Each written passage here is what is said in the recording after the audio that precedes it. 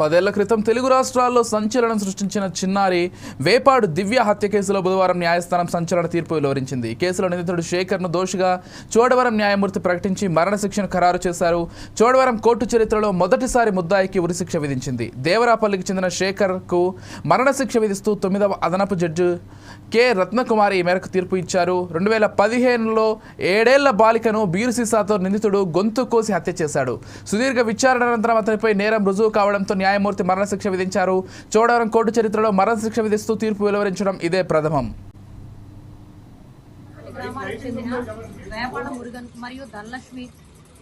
అను వారికి 6 సంవత్సరాల కుమార్తె దివ్య అను పాప ఉషోదయ స్కూల్లో యూకేజీ చదువుతుంది.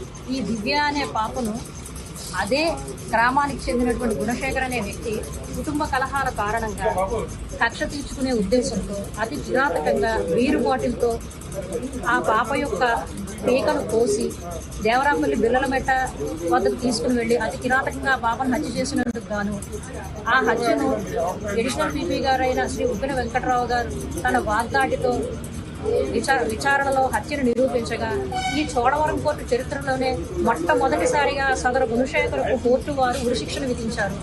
ఇది ఎంతో హర్షించదగినటువంటి విషయం. మరి సమాజానికి కోర్టులపై నమ్మకం కలగడం. పాత జాయినింగ్ ఆఫర్ లెటర్లలో ఇచ్చిన హామీలను తక్షణమే అమలు చేసి కొత్త